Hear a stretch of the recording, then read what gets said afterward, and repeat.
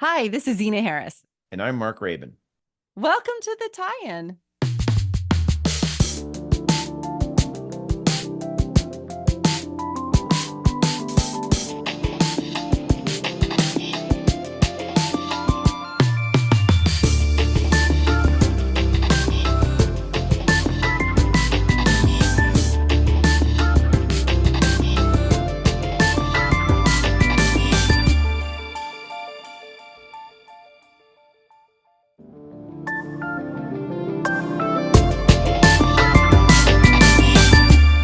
Today's episode is a recording from the NABShow, which is one of the largest media tech conferences in the world, where Zena was let loose on the scene.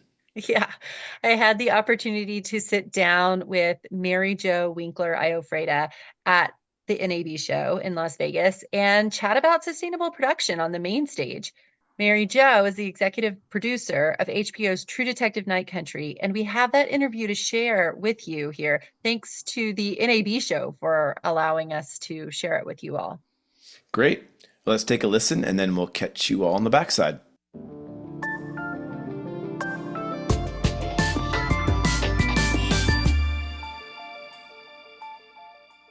I'm excited to introduce our next session. As Shira said, if you're a fan of HBO's True Detective Night Country, then you'll really be interested to hear this next segment, a fireside chat that takes a look at the production's work and how they went green. We're delighted to have HBO's True Detective Night Country executive producer, Mari Jo Winkler-Ioffreda, with us today. Mari Jo will be interviewed by Zena Harris, president of the Green Spark Group, a green production advisory firm. Please welcome Zena and Mari Jo. Let me tell you a little bit about them. Mari Jo is a dedicated environmentalist and activist. She is co-founder of the Producers Guild of America's Green Production Guide, which promotes sustainable production practices and climate messaging through storytelling. Mari Jo has implemented sustainability protocols on every film she has produced since 2003. Zena Harris builds programs that embed sustainable practices and influence stakeholders and shifts industries. Most recently, she founded a sustainability consulting company focusing on advancing sustainable practices in film, television, all with the mission to change the climate of entertainment. We look forward to hearing your story. Welcome, Zena and Mari Jo. Thank you. Thank you. Hi, everyone.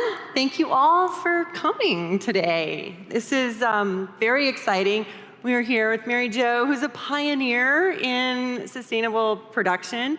And, sometimes people aren't sure quite where to start. So Mari Jo, can you tell us how this came to be, how you got started in sustainability? Sure. For me, it started with a personal epiphany of how I was living my life and thinking about how I could reduce myself and my family's impact on the environment.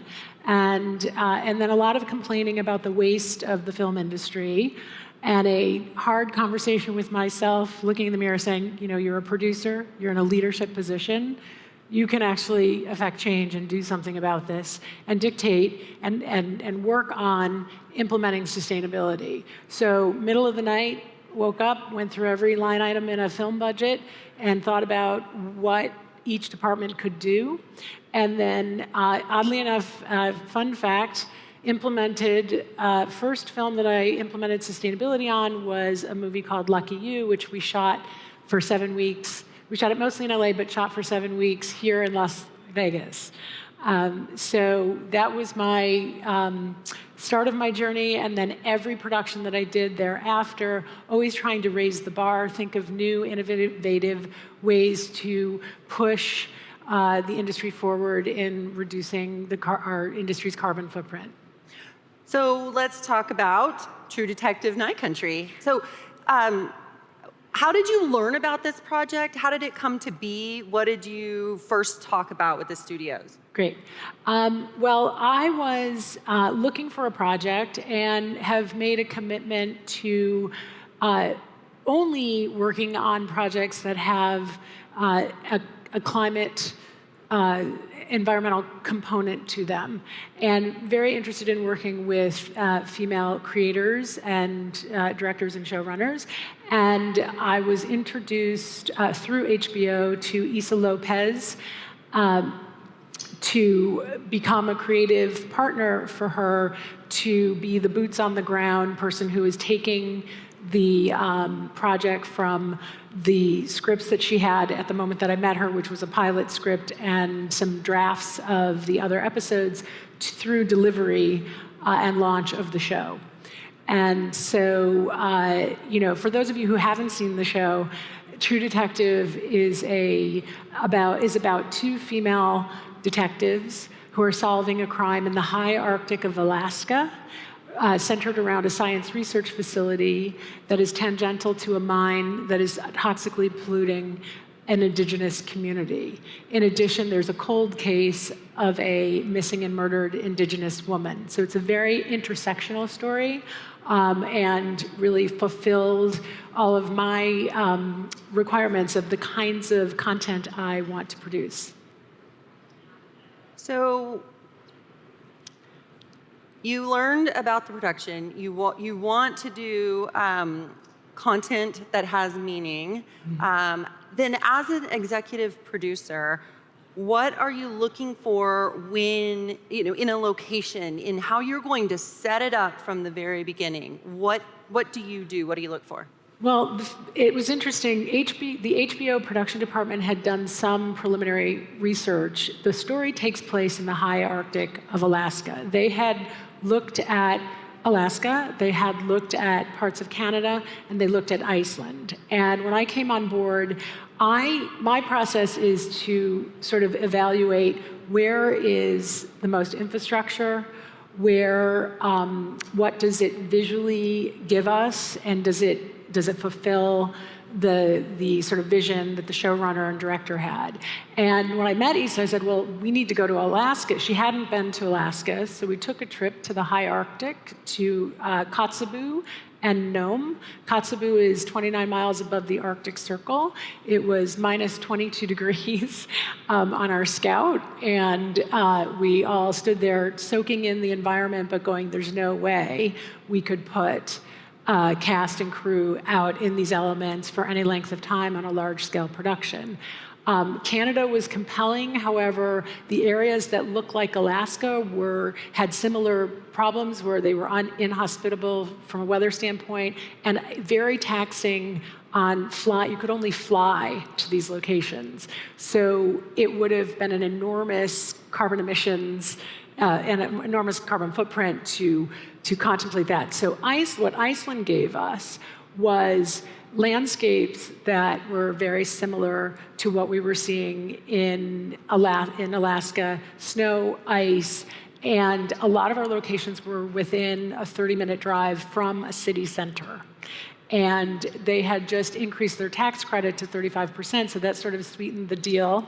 They have a very young and burgeoning film industry, but really hardest working local crew that I've ever seen, and they know how to work in those elements. But it was still cold. I mean, we were shooting in 22 degrees instead of minus 22 degrees, and suiting up in Arctic jumpsuits, and we filmed for 2 months in the dark, in the snow, in the ice, in January and February. Okay, yeah. So decided on Iceland. And really I look at, is there local crew? Can we avoid flying everybody in? Do they have resources? Do they have equipment? Not wanting to.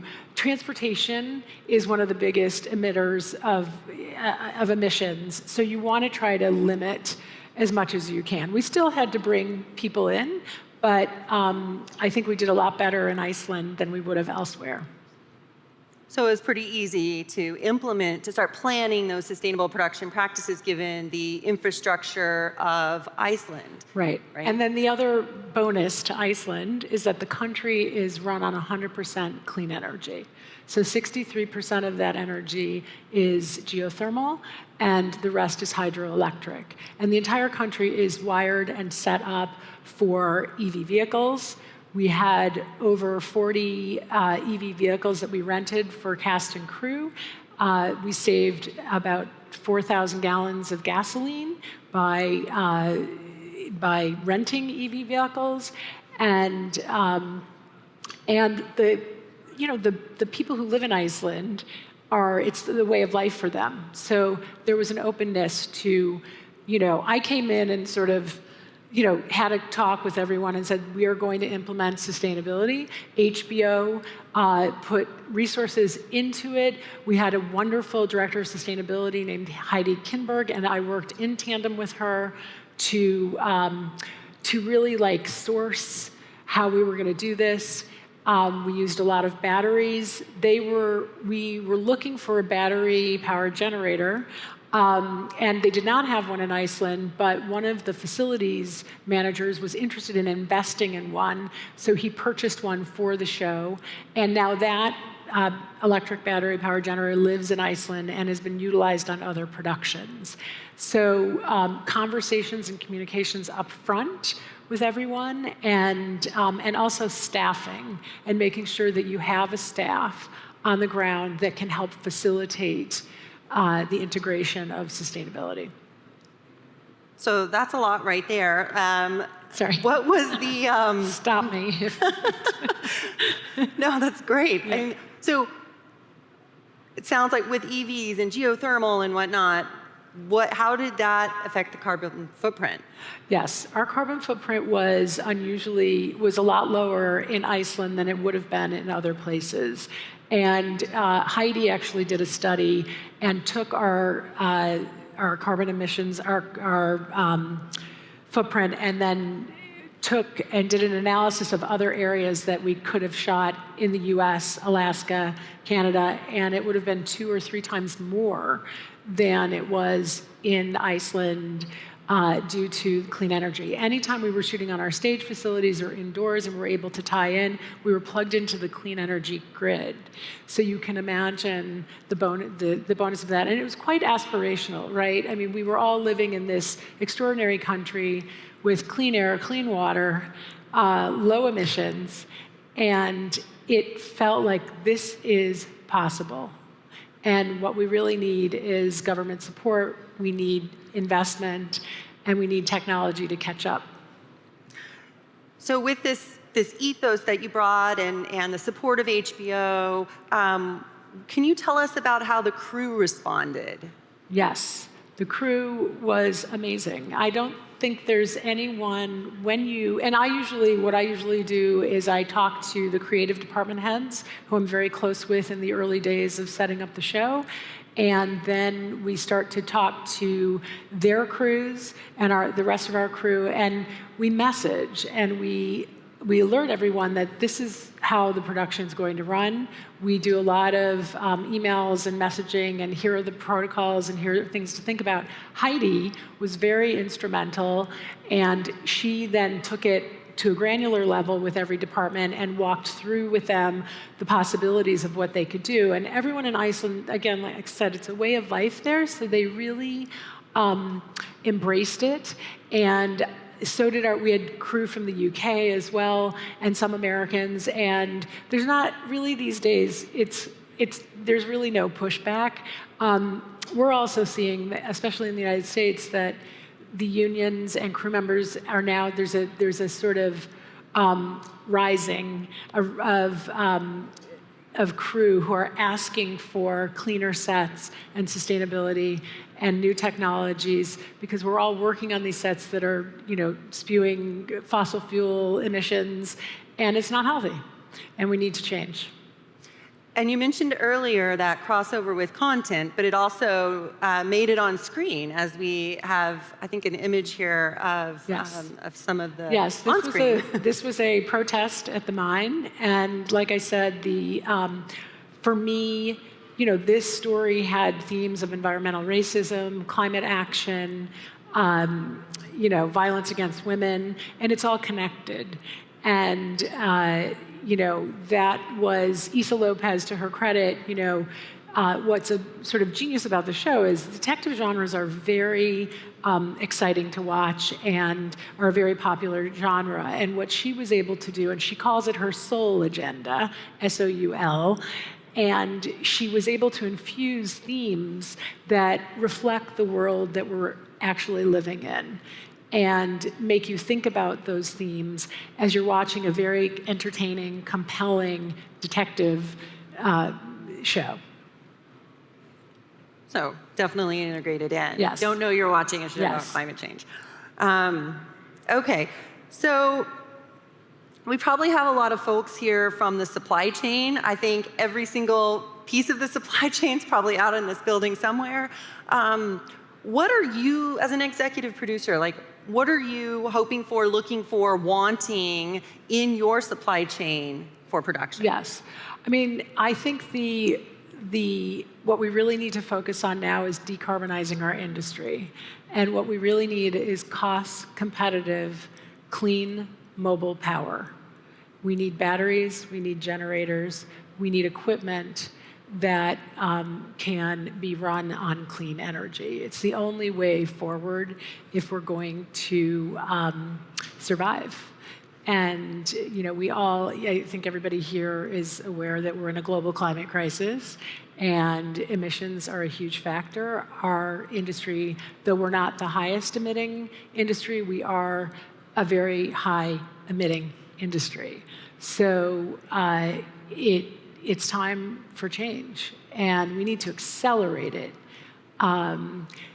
Because as you all know, we've all seen more catastrophic climate occurrences happening every day, almost. And I believe that those climate occurrences will start to affect our work. And I've heard from producers and crew members in studios that there are productions that have been shut down because of wildfires and hurricanes. And just moving a crew out of Louisiana because of hurricanes coming is millions of dollars. And we all saw during COVID the investment and the budget adjustments that were made to get our industry back to work. I believe that if our industry is to survive, we're going to need to make those similar investments. And I know I sit on a committee with an Interguild Alliance through the Producers Guild of America, and we are in conversation with the heads of all of the unions. And there's almost every union now has eco committees, and we're all talking about it. And we need advancement, we need acceleration, we need education and training. And I know we can do it because we've done it with, we took, film to digital, we took analog to Avid. It's time for us to move in this direction. So innovation and acceleration for all of these suppliers out there. All right, you got it. You heard it from the executive producer. So you don't have to ask next time if anyone's interested. The industry is interested. Okay, so we heard about planning. We heard about engagement with the studio. We heard about production. One thing we never really hear about is marketing and publicity. Can you share a little bit about that? Yes. So, I worked in London through post-production with ISA, and as we were starting to have conversations about marketing, publicity, launch of the show.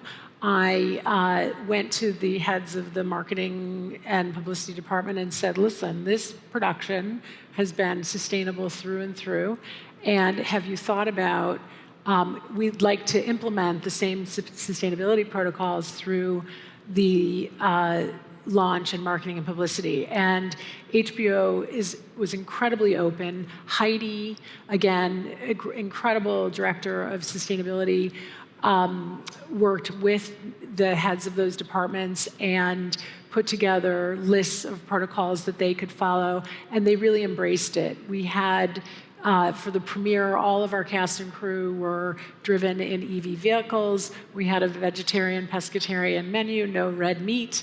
At the premiere party, we used very little, paper and posters, and we did a lot of more digital displays. And they really took it to heart. And Heidi's in the process of, or has done a analysis of what the carbon footprint for that was, and now they're going to implement those protocols moving forward on all of their production. So, those little incremental ideas and change can really change a company. So I'm very proud of that. It's the first time I've had, and HBO is an incredible company to work for, very, forward-thinking, and they just embraced the idea. And we had no generators at the events. It was really amazing to see. We had digital invites. No, not a single piece of paper was mailed to anyone. So it was really a triumph in that sense.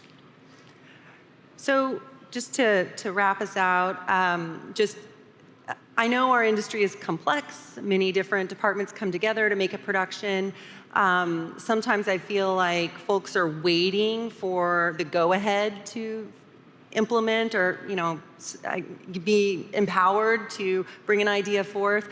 As an executive producer, maybe if somebody came to you with an idea, how would you take that? How would do you encourage your crew to do that? As a matter of fact, when I first started, I didn't really know what I was doing. I was just like, I've got to just talk to people. I've got to really connect with my crew and our director. And we just started having a conversation. And, in 2008, I did Al Gore's climate reality training. And that taught me that what you really need, the single best thing you can do is talk about climate change and have a conversation. So I started very grassrootsy, talking to everyone, and I asked of the crew, if you have any ideas, please bring them forward.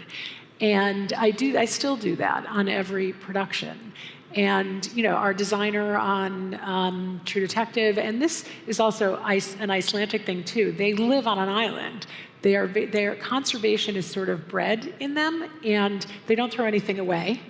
And our designer worked with our construction team on materials, on turning sets into other sets, a sort of circular design of this set is intended for this, but we're going to take this portion and turn it into something else, so we're not, using fresh wood. And so it's that kind of collaboration with all of your departments that really does help raise the bar. And I am still learning. I'm learning on every single production. This particular production was my aha kind of tipping point moment to really continue to talk and push for a clean energy revolution in our industry. And it probably feels good, right? Feels good. To get to this point and talk about it. And listen, it's been a long time. 2003, I started this. It's taken a long time for the industry to kind of catch up with the idea of it, but there's a lot of studio support. Every producer can reach out to, if you're working for a major studio or a streamer, there are typically sustainability departments. You can reach out to those directors and find out what you can do on your production, and start implementing and start, making room and budgets for staffing and for what might be an uptick in clean energy equipment and batteries. What we're seeing now is there are offsets. We offset a lot by not burning fuel, by not using single-use plastic water bottles. Those savings then go toward paying for staffing and clean energy tech that might be a little bit more expensive. What we now need is more supply. I believe there is a demand for it, and if we had the supply, the pricing would probably go down. So I am just imploring any tech innovator to please join us and bring us clean mobile power and bring it to us quickly. That's right. There's a lot of filmmaking going on out there. Yeah. So Exactly. we could probably use a lot of it right now. Okay. Well, to take us out, I believe we have a reel that we will show you about production. And we're going to show you, the other thing that's really important in the talking about it, and HBO was really open to this, and Heidi Kinberg was very instrumental in helping me sort of produce a behind-the-scenes sustainability sizzle reel. And this, we're going to show it to you. This reel just highlights some of the things that we did on the production. And it's been inspirational for HBO to show their other productions. And it lives on the Max behind-the-scenes, clips that are on the Max platform. And I think messaging is really important, especially in this moment. So take it, show folks in your office, get them inspired. Exactly. And, this is what we're going for. All right, let's see. True Detective Night Country was a sustainable production. I've been greening film sets since 2003. And I'm grateful that HBO has a very robust sustainability program and is extremely supportive and willing to put resources toward creating a sustainable workplace. I've done a lot of movies over the course of the years and watched a lot of waste and, a lot of lumber get thrown in the trash, and things have really, really drastically changed. The entertainment business in general really just understood that it was time to re-examine how we do things. I think that 10 years ago we wouldn't have been able to, because there was not the infrastructure, and now the philosophy is different. Good news is here we are in Iceland, one of the most sustainable places. One of the benefits of shooting in Iceland is that the country is run on 100% clean energy. Sustainable policies are key to Iceland's success. We have ample resources of renewable energy. 63% of that energy comes from geothermal sources. The rest comes from hydroelectric. Action! Set has generally always been an incredibly wasteful place, and there are massive, massive efforts that I've noticed on this production to keep that down. My job is making the basic design function and always try to design it in the way that we use as little material as possible.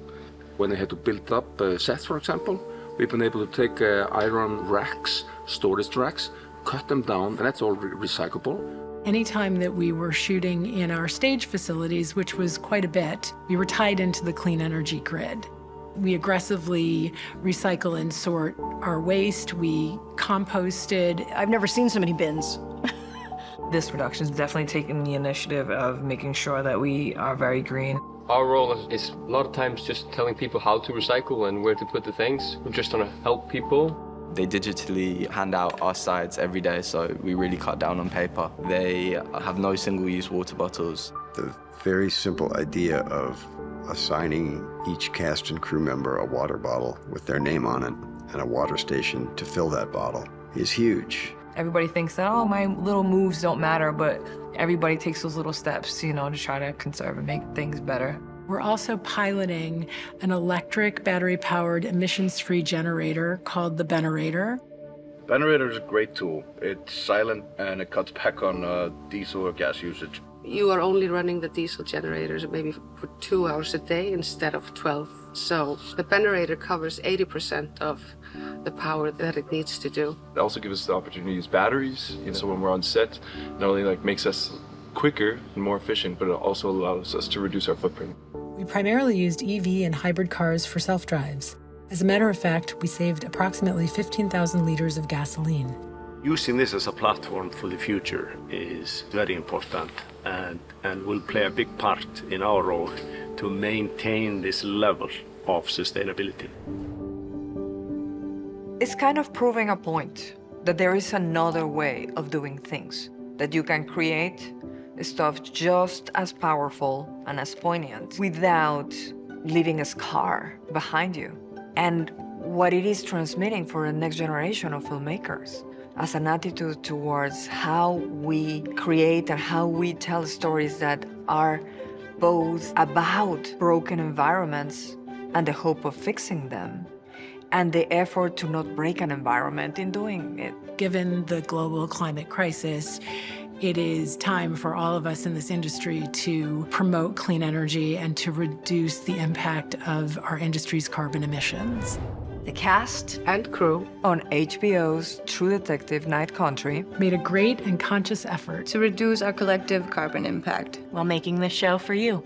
From reducing waste to reducing fuel. Buying better. And building better. Giving back. And stepping up. We're proud to have worked On such a sustainable show.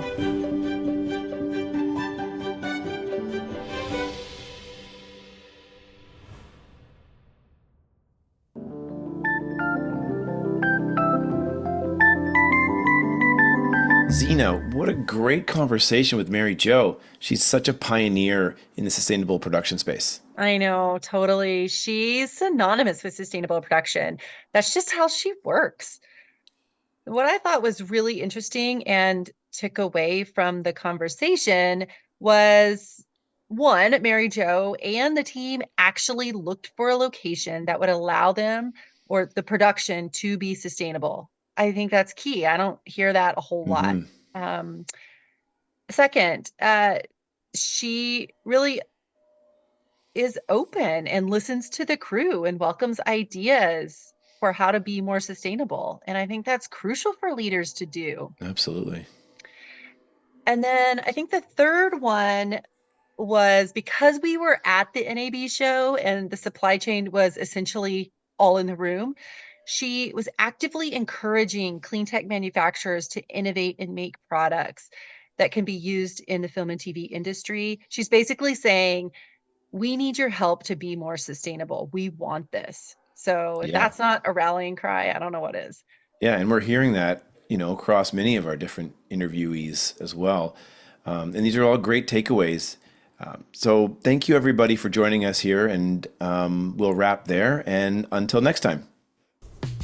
Hey, what are you seeing out there behind the scenes in entertainment? We want to know. What's inspiring you? What's frustrating you? Get in touch with us at tieinpodcast@gmail.com. That's TIEIN podcast@gmail.com. Our designer is Aaliyah Kane. Music is by Peter Chapman. Our producer is Colin Miller.